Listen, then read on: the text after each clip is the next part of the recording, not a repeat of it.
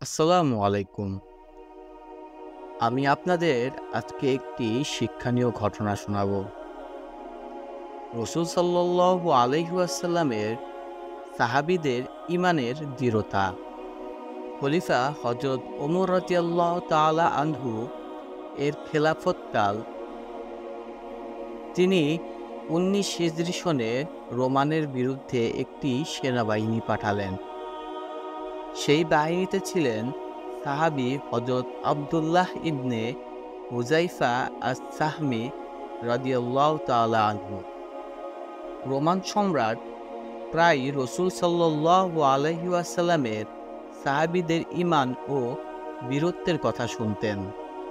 তাই তিনি নির্দেশ দিয়েছিলেন, কোনো মুসলিম সৈনিক জীবিত অবস্থায় বন্দী হলে যেন তার কাছে পাঠিয়ে দেওয়া হয়। আল্লাহর ইচ্ছায় হযরত আব্দুল্লাহ ইবনে হুযাইফা রাদিয়াল্লাহু তাআলা আনহুকে রোমানীরা বন্দী করে এবং সম্রাটের কাছে উপস্থিত করে। রোমান সম্রাট হযরত আব্দুল্লাহ ইবনে হুযাইফা রাদিয়াল্লাহু তাআলা আনহুকে বললেন, আমি প্রস্তাব করছি, তুমি খ্রিস্টান ধর্ম গ্রহণ করো।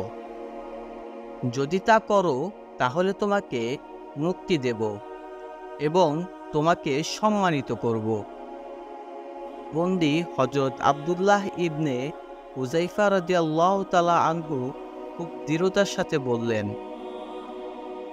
আফসোস, যেদিকে আপনি আহ্বান জানাচ্ছেন তার থেকে হাজার বার মৃত্যু আমার অধিক প্রিয়। তখন রোমান সম্রাট বললেন, আমি মনে করি তুমি একজন বুদ্ধিমান লোক। আমার প্রস্তাব মেনে নিলে আমি তোমাকে আমার ক্ষমতার অংশীদার বানাবো। আমার কন্যা তোমার হাতে সমর্পণ করব এবং আমার এই সাম্রাজ্য তোমাকে ভাগ করে দেব। বেরি পরিহিত বন্দী হযরত আব্দুল্লাহ ইবনে হুযাইফা রাদিয়াল্লাহু তাআলা আনহু মৃদু হেসে বললেন, আল্লাহর কসম, আপনার গোটা সাম্রাজ্য এবং সেই সাথে আরবদের অধিকারে যা কিছু আছে সবই যদি আমাকে দেওয়া হয় আর বিনিময়ে আমাকে বলা হয় এক পলকের জন্য হযরত মুহাম্মদ সাল্লাল্লাহু আলাইহি ওয়াসাল্লামের দিন আমি পরিত্যাগ করি, আমি তা করব না। রোমান সম্রাট বললেন, তাহলে আমি তোমাকে করব। হযরত আব্দুল্লাহ ইবনে হুযাইফা রাদিয়াল্লাহু তাআলা আনহু দৃঢ়তার সাথে বললেন, আপনার যা খুশি করতে পারেন।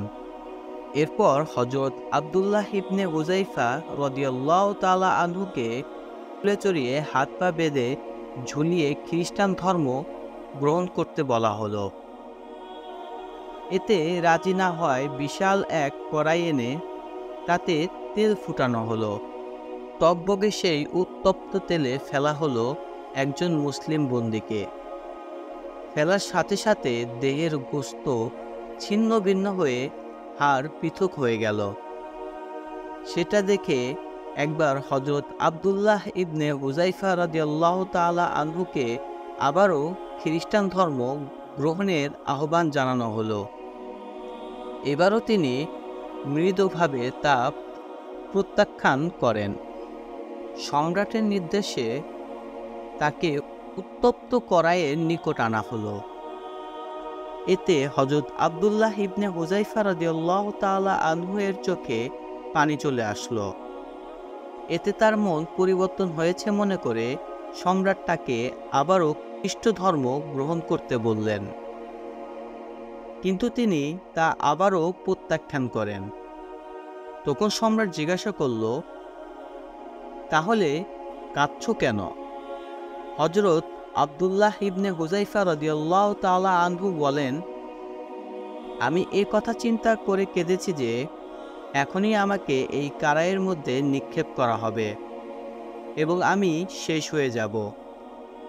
অথচ আমার বাসনা, আমার দেহের পশমের সমসংখ্যক জীবন যদি আমার হতো এবং সবগুলি আল্লাহর রাস্তায় এই কড়াইয়ের মাধ্যমে বিলিয়ে দিতে পারতাম।